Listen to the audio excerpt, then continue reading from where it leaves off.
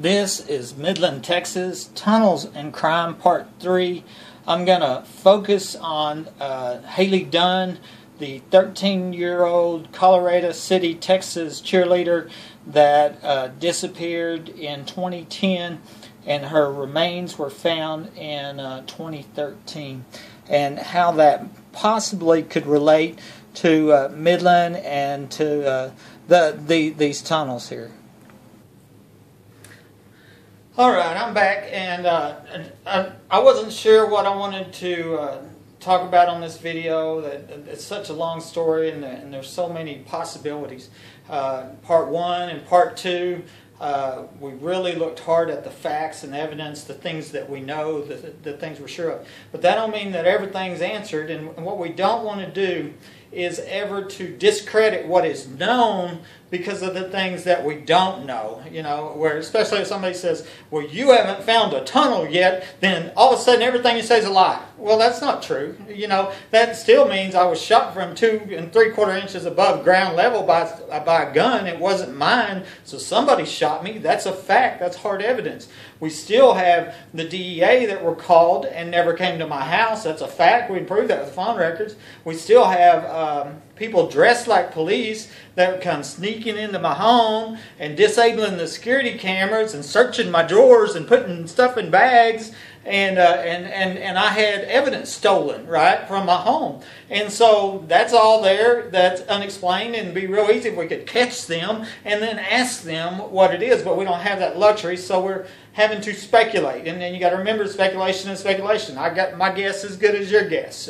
And so to recap on some of the things that we've talked about, we had Rini Escobar Sanchez that disappeared from Odessa 3 months before I bought this home in 2008. And then I told that story of where the clothing fragments in the west side of my yard, notifying Odessa Crime Stoppers, of the death smell, that the previous homeowner died, I'm shot from the ground floor, all these things. Is a great place, I think great leads to look for Rini Escobar Sanchez, and then smiling guy comes out and says, I'm the one that did it, and they never find the body, and so, which is strange. We have the previous homeowner, which I never met, 2 death notices for him. If you looked on my Facebook, you'll see it. He died in Fort Worth, but he also died in Midland, here at his residence. And so that's kind of weird. And then we know there was a brute force entry, somebody home invasion to this home in between October 1st, October 28th, and he died on the 12th. So sometime during the month he died, somebody kicked their way into this home, a forced entry. And so we had that, and then I'm shot in 2012, on January 28, 2012, and then we have the repeated break-ins. I've showed you over and over. It took a whole year. These are all the things we went over. There's people getting in the attic. We think they're kids getting in the attic because there's a toy that's that was found up there. But then we have the truckers out back. I showed you some pictures of that. They're showing up. They're not unloading freight, and then they're driving off. And it's happening 24/7. I'm going to show you some more of that. I suspected child sex trafficking. When I put all this together, all of a sudden, Hailey Dunn, she's the 13-year-old Colorado City, Texas cheerleader, disappeared from about 80 miles away from here.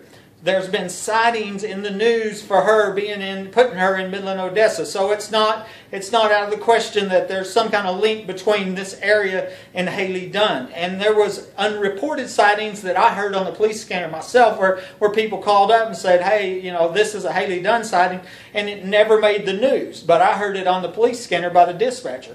And then so also the other things that I know is that, because of research, and you can do it yourself on Google, child sex trafficking is the fastest growing crime in America. $32 billion industry. These pimps can make $150,000, $200,000 a year off one of these kids, and then they can use them over and over and over again. They're destroying lives. Suicide rates are going up. STD rates are going up. And all the other crime goes. So anybody wants to tell you prostitution is a victimless crime is lying to you. Because they're victims and they're big money makers, these kids. So putting all this together, I'm like, what if Hailey Dunn is somehow connected with these tunnels, which I believe is used for sex trafficking. I know right 2 weeks before I'm shot, about 2 weeks, I'm in my garage and I'm loading furniture in the back of this pickup truck, and I had this conversation with this person, and I'm telling this person, I know about the tunnels and I've already called the DEA, which I had done, right? Of course, I didn't know the DEA wasn't going to show up. And this person looks at me and says, I'm not a part of a prostitution ring. I didn't say anything about prostitution. I said I knew about the tunnels.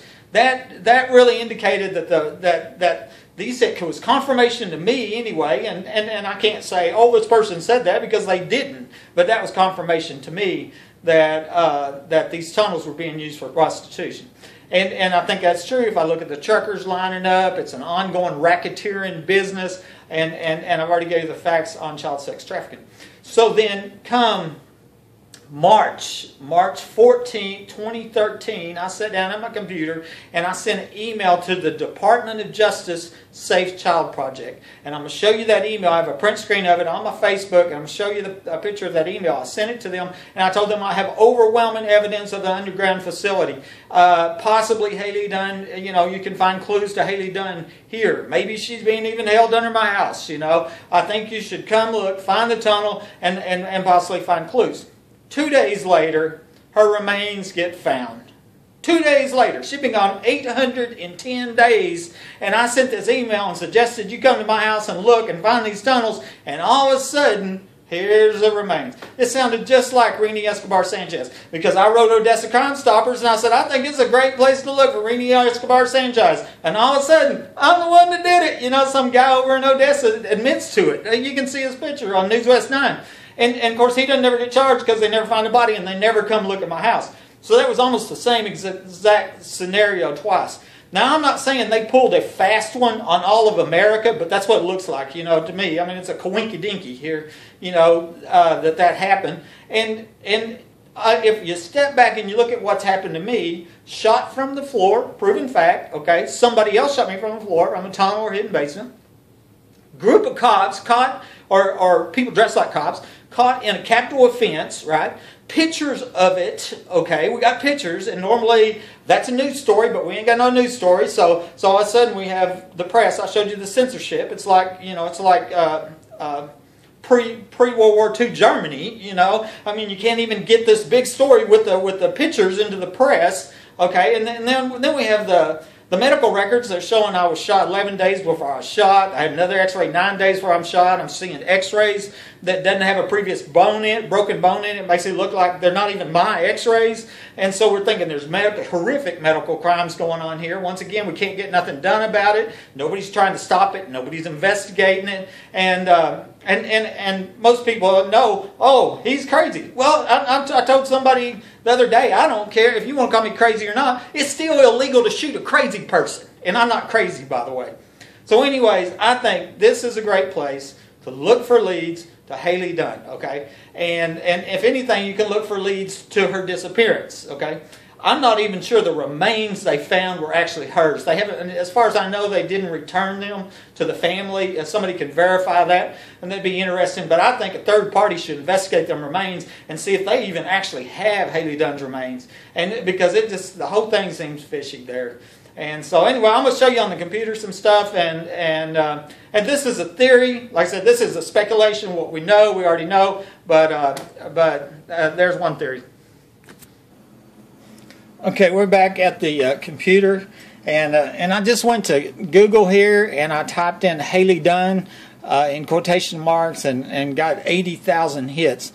And as I said, that she is probably the most well-known missing child of this century. Okay, and you can see the many pictures of this little girl that's missing, and so some of the things here I want to show you that I should be logged in here, but I'm not, and but I am now. Okay, this right here, which is in my picture folder, is the Hailey Dunn email that I spoke about. okay, that's sent to the Department of Justice, Project Safe Child. You can see the date. We can blow this up when we get into. If you get into my photo albums, you'll see it. 3/14 right here was the date, and she was found on 3/16, and which it says it right here. She found 3/16. Once again, it's saying what I told you in there, that you know, as I'm telling them, I have overwhelming evidence. Of course, their reason for you know, for not having to look here is because they found the remains. Okay, she'd been missing for 2 years, 2 months, 17 days, and remains just happened to be found 2 days after I suggested authorities come look at the suspected tunnel here. Okay, did somebody come up with the remains, right? And so, anyways, and that is on my Facebook. If y'all want to go look at my Facebook, okay, I can go over the. Let's look here. This is the Rini Escobar Sanchez post right here. This is on my Facebook. This is an email, and you see it's time stamped and on 2/5/13, where I had sent this to the Odessa American Reporter, and I said, hey, this is a great place to look. I think, you know, we got the clothing fragments, we got the death smell, we got the previous homeowner dies under, you know, under that circumstances. I'm shot from ground floor level, and this was actually the note that I'd sent Odessa Crime Stoppers, and of course nobody has ever looked. And so let me go look here. Some of the suspicious trucker activity. Okay, this is on fast forward one morning, and it's recent, April 13th, and I've got a whole folder on Facebook photo album named Suspicious Trucker Activity. It just shows you that nobody unloads this truck. They drive up, they stay a little bit, and drive off. I call that suspicious myself, you know, but that don't mean they're doing anything illegal. I'm just saying it really does seem pretty strange. Midnight trucker.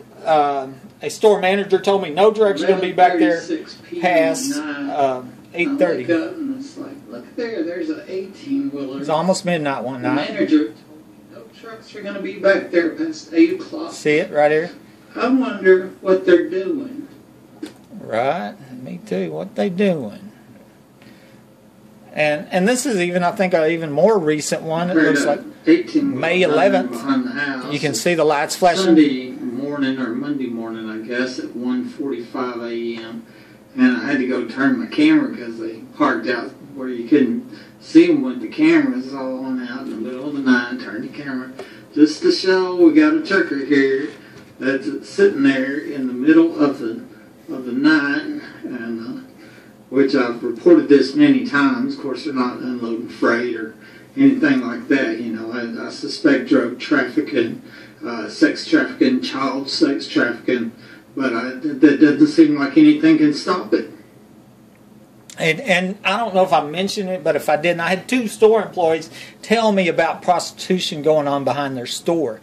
And then I seen a little girl at the sleeper cab of an 18-wheeler one day when I was driving by the store, when I was on the other side of that dividing wall. And if you looked at the videos on 1 and 2, you can see that there's even more information of possible, was it tunneled under, manhole cover open, there's tunnel pipe in my front yard, and things as that.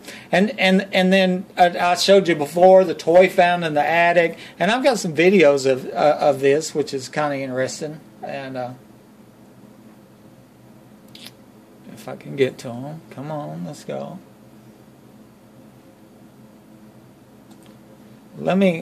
While we wait on that, let's open this one. Yeah, it was an alarm, and I believe it to be a valid alarm because I get a lot of valid alarms. It's just the problem is that the police have been over here more than a couple times, and they won't look. And so, you know, I don't see any big reason to call them, and that's kind of where we're at. So I just acknowledge the alarm, and then I document it, and then we just put it back in service.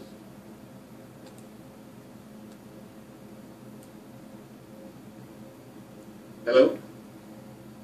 I'm sorry, sir, for the trouble. So you don't want a police dispatch? No, like I said, they've been here more than once, and they won't look. I have that recorded on audio, And so if they're not going to look, it doesn't matter for them to come over. I just document it. Okay, Mr. Webb, I'm so sorry for your trouble. I'll go ahead and disregard this as long as you don't want to dispatch. And if you do need any records from us, you can just let us know, okay? Okay, do not file this as a false alarm. It is not a false alarm. This is a valid alarm. It's just I don't want it dispatched because they won't do anything. Like I said, I have evidence of that. Okay, sir, I will note that in the account. I appreciate that. Thank you. You're welcome, Mr. Webb. You have a good day. You too. Merry Christmas. Bye-bye. Well, now I want to explain this. This is my Vivint alarm system. I literally have a Vivint alarm system installed in my attic. And how many people actually put an alarm system in their attic? Nobody, right? And the reason to do it is because I needed to prove to other people that I had people that had been climbing in this attic. Like I had explained that this house was rigged, walls were widening, there's enough crawl space made because of remodeling that somebody made that where somebody could crawl from underground, hidden access, and come up and stay in that attic and give them lifetime free room and board. Okay, but I knew that. I showed you in the first two videos. I knew that was going on, but I needed to prove it to everybody else. And so I installed and paid for it monthly a Vivint system, and I've had them put it in the attic. And the Vivint system is going, hey, I got a burglar up here. And I'm going, I know, right? And so we called it, not even me, the Vivint system calls the police because it's not me saying this. This is Vivint says, hey, you got a burglar in that man's attic. And they come over and they look at me and go, we're not going to look. I mean, you're not going to look. Why do I have a Vivint system? And then so after about 2 times that they come over and did that, then I got a letter from the city telling me that I was going to be fined for false alarms. Well, how can it be a false alarm if you won't even look? These are valid alarms, just like I told her. So anyway, that's what was going on. I mean, there literally is people crawling in this attic, and I have another one here. Heard a 18-wheeler running behind the house. And that one was in the middle of the night. I have another video here. I think I can find for you real quick. And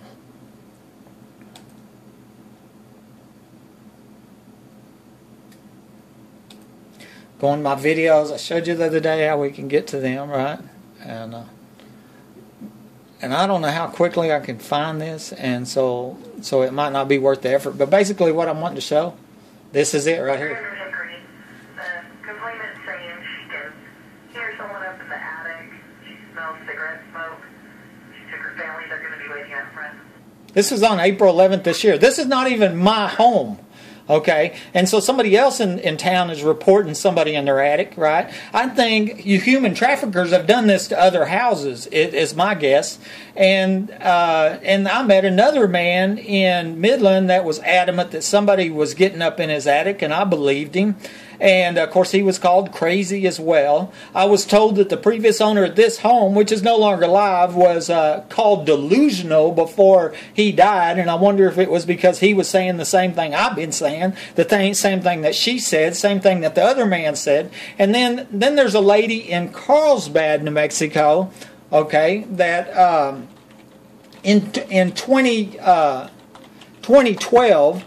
she burns her house down because there's a person in the attic, and she ends up going to prison, going to jail for that. Carlsbad police woman burned down house because of attic noises. And once again, I wonder if what we got is this issue here where in human trafficking it is spread out in more than one house. You take a backhoe, you put in some tunnel pipe, and then you coordinate your business transactions over the internet. So anyways, that's what I got there, and I don't know. I think somebody should come look. That's all I'm saying. We know what we know, and then we speculate on the rest. Let's don't get the two confused here. And y'all look at it and check, and maybe you can encourage the FBI and the police and take a look here. Let's see if Ringney's buried over there. Let's see where these tunnels are. Let's see where I shot. Or find them police, that dressed up like police and arrest them. There's things we can do. We can get this fixed.